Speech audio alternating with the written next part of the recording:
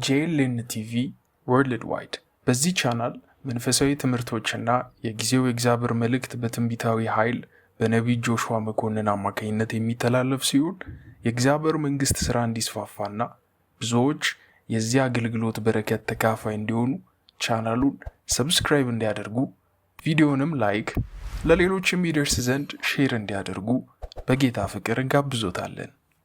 ጄኤልኤን ቲቪ ወርልድ ዋይድ።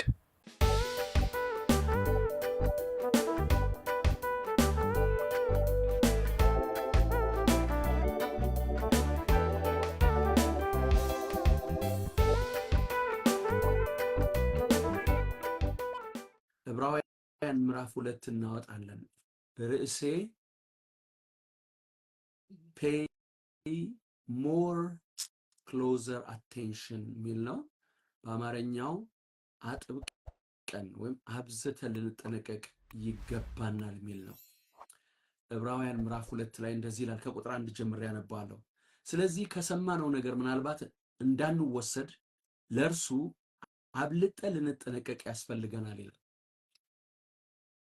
እና ይሄ ነገር በጣም እጅግ አስፈላጊ ነው። አሁንም ይህን ቃል ስትሰሙ ወገኖቼ እየጸለያችሁ ብትሰሙት ደስ ይለኛል።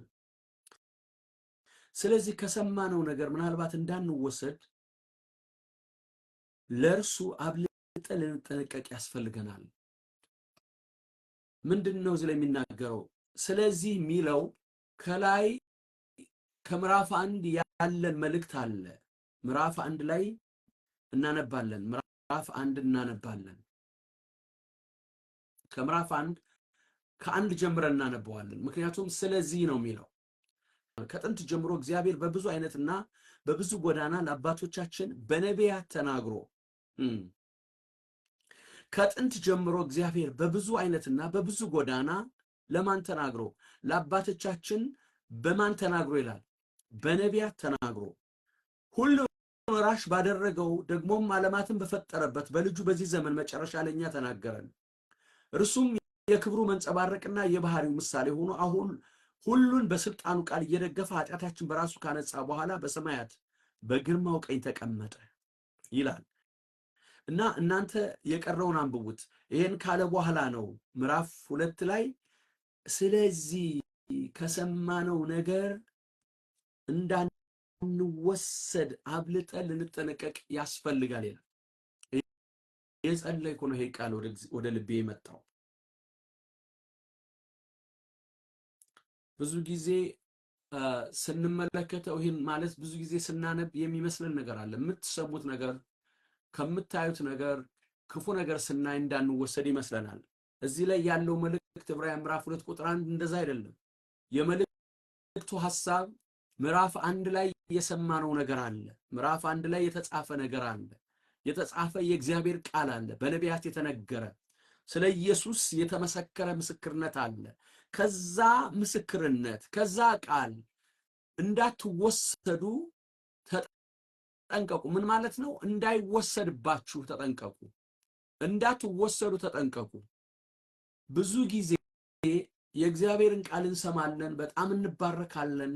የእግዚአብሔር በረከት ወደኛ ይመጣል፣ እግዚአብሔር ይጎበኘናል። ግን ያንን ነገር ስለማንጠብቀው፣ ስለማንንከባከበው፣ ስለማንጠነቀቅለት ይወሰዳል። ይህን ሳስብ የእግዚአብሔር ቃል በሉቃስ ወንጌል ምዕራፍ 8 ላይ እንደዚህ ይላል። ሉቃስ ወንጌል ምዕራፍ 8 ላይ ስናነብ ከአንድ ጀምራችሁ ማንበብ ትችላላችሁ። ከአንድ ጀምራችሁ እናንተ ማንበብ ትችላላችሁ። ከአንድ ጀምራችሁ አንብቡት። ሉቃስ ምዕራፍ 8 ምንድነው የሚለው መጽሐፍ ቅዱስ? ዘሪ ሊዘራ ወጣ ይላል። ዘሪ ሊዘራ ሲወጣ ዘሩን እየዘራ እያለ አንዳንዱ በመንገድ ላይ ወደቀ ይላል። ሌላው በአለት ላይ ወደቀ ይላል። ሶስተኛው በእሾህ ውስጥ ወደቀ ይላል። አራተኛው በመልካም መሬት ላይ ወደቀ ይለናል። ከዛ በኋላ ጌታ ኢየሱስ ደቀ መዛሙርቱ ሲጠይቁት ምን ማለት ነው ይሄ ነገር ብለው ግራ ገብቷቸው ጠየቁት። ምንድነው የሆነው? ይሄ አሁን የምትለን ነገር አልገባንም፣ ንገረን፣ አብራራልን ሲሉት ጌታ ኢየሱስ እንደዚህ አላቸው። መንገድ ዳር የወደቀው ቃሉን ሲሰሙ ወዲያውኑ እየሰሙ ያለ ሰይጣን ከልባቸው ይወስደዋል። ስለዚህ ማመን አይችሉም ማለት። ኦ ጌታ ሆይ ሕዝብህን ጠብቅ። ብዙ ጊዜ አይታችሁ ከሆነ ዘመዶቻችን ሊሆኑ ይችላሉ፣ የሥራ ባልደረቦቻችን ሊሆኑ ይችላሉ። የተለያዩ ሰዎች ስንመሰክርላቸው ወንጌልን ሊቀበሉ አይፈልጉም። ይሄን ያህል እየነገርኩት እንላለን፣ ይሄን ያህል እየነገርኳት ለምንድን ነው ማይገባት? በቃ ልክ ሲሰሙት ሰይጣን ከልባቸው የተዘራውን የእግዚአብሔር ቃል እኔ አይደለም የምለው ጌታ ነው ያለው ይለቅመዋል። ለዚህ ሊያምኑ አይችሉም።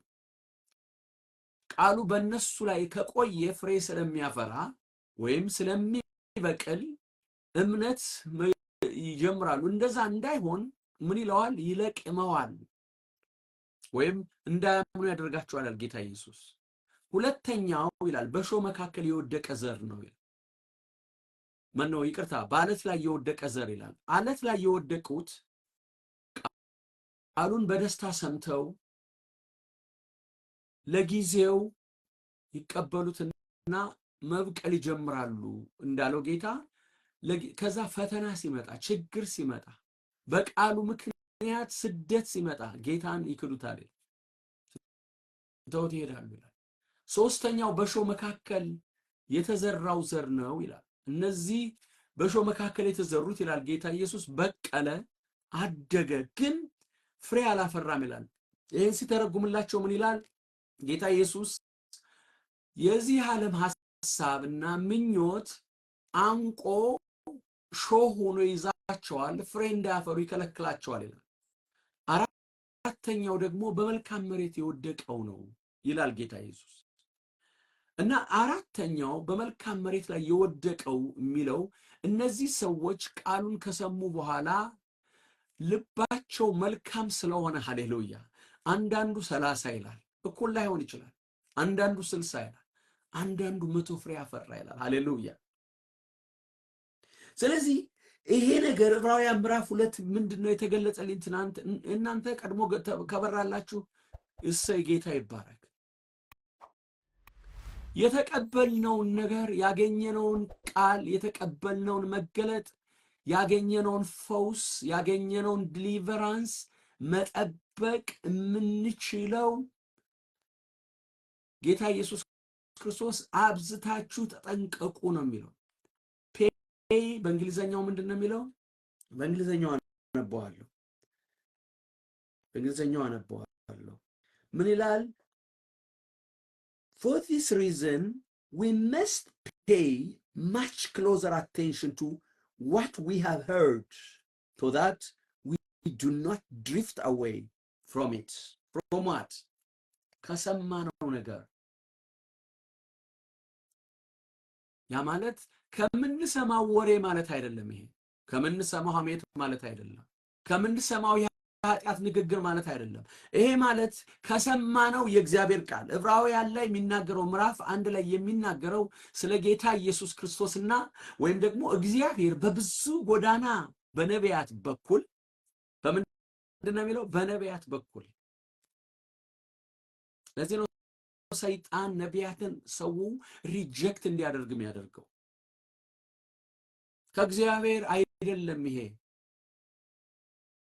ይሄኛው ከእግዚአብሔር ነብይ አይደለም። ምክንያቱም የነቢያት አገልግሎት ከ10 ዓመት በፊት የነበረው ነብይና አሁን ያለው ነብይ አገልግሎት በጣም የተለያየ ነው።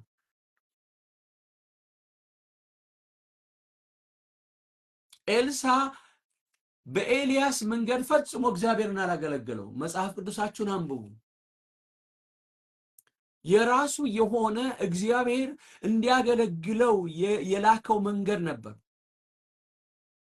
በዛ መንገድ አገልግሎት አለፈ እግዚአብሔርን። ሃሌሉያ።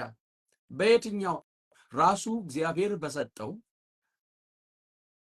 እንጂ በማስተሩ ወይም ጌታ ሆኖ ለሱ ማስተር ነው።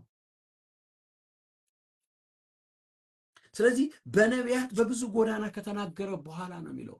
ተናግሮ የተናገረውን ቃል ስላልጠበቁት ነው የሚናገረው። ስለዚህ በጣም አቴንሽናችን ወይም አእምሯችን መጠበቅ አለብን፣ ልባችን መጠበቅ አለብን። የሰማነውን የተቀበልነውን ነገር we have to pay closer attention, much closer attention ነው የሚለው።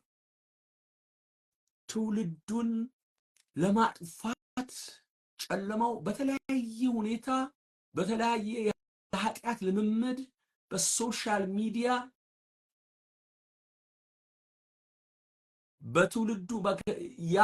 በትውልዱ አእምሮ ላይ የዘራው ጨለማም እየዘራ ያላል። እኔና እናንተ የእግዚአብሔርን ቃል ክሎዘር በጣም አቴንሽን ካልሰጠን የሰማነውን ነገር የምንሰማውን የእግዚአብሔርን ቃል መንፈስ ቅዱስ የሚያበራልንን በነቢያት የተነገረንን በሐዋርያት የተነገረንን በመጽሐፍ ቅዱስ የተጻፈውን we need to pay closer attention። ጌታ ኢየሱስ ክርስቶስ ምን ይላል? አጋንንት ከሰው ከወጣ በኋላ በምድረ በዳ ሲቅበዘበዝ ያ ድሮ የወጣሁበት ቤት ብሎ ሲመለስ ለሱ ለሰይጣን አእምሮ ጸድቶ ይጠብቀዋል ይላል። ወደዛ ሰው ገብቶ ሲኖርበት ያ ሰው ሌላ 7 አጋንንት ከሱ የባሱ ይዞ ይገባል ይላል። ለዛ ሰው መጀመሪያ ይሻለው ነበረ፣ አሁን ግን የበለጠ ችግር ውስጥ ይገባል ነው የሚለው።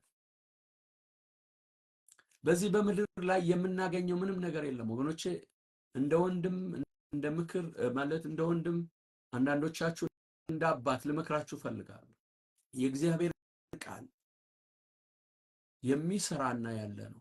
መጽሐፍ ቅዱስ ሲናገር የእግዚአብሔር ቃል ሰይፍ ነው ይላል። የእግዚአብሔር ቃል እሳት ነው ይላል። የእግዚአብሔር ቃል መዶሻ ነው ይላል። ያ ቃል በእኛ ህይወት ውስጥ የማይሰራ ከሆነ ምንድነው የሆነው ማለት ነው? ኖርማል ሆኖብናል፣ ሃይማኖት ሆኖብናል፣ ልምምድ ሆኖብናል። በፈሪሳውያን ላይ እኮ የሆነው እሱ ነው። ጥቅሱን ስለማያውቁት አይደለም። ኢየሱስ የሚያደርገው ነገር ሁሉ ያናዳቸው ነበር። ሰው እየተፈወሰ እንዴት ይናደዳል? ሰዎች ከአጋንንት ስራት እየተፈቱ እንዴት ይናደዱ ነበር ፈሪሳውያን? ምክንያቱም they were drift away from the word of the living God። ዘመኑ አልቋል። ይሄን ትውልድ ለማዳን ይሄን ትውልድ ለመታደግ ልጆቻችንን ለመድረስ በኦቲዝም እየተመታ ያለውን በአእምሮ በሽታ እየተመታ ያለውን ወጣት ለመድረስ we need glory, we need fire. So when you receive fire, when you receive encounter from the Lord Jesus, we need to maintain that anointing. We need to maintain that whatever we receive, እዛ ያገኘነውን ከሱ የተቀበልነውን ከእግዚአብሔር ከመንፈስ ቅዱስ የተቀበልነውን መጠበቅ አለብን። ሁለተኛ ጴጥሮስ ምዕራፍ 1 ቁጥር 12 Second Peter chapter 1 verse 12 ስለዚህ እነዚህን ነገሮች ምንም ብታውቁ በእናንተም ዘንድ ባለ እውነት ምንም ብትጸኑ ስለነዚህ ዘወትር እንዳሳስባችሁ ቸል አልልም።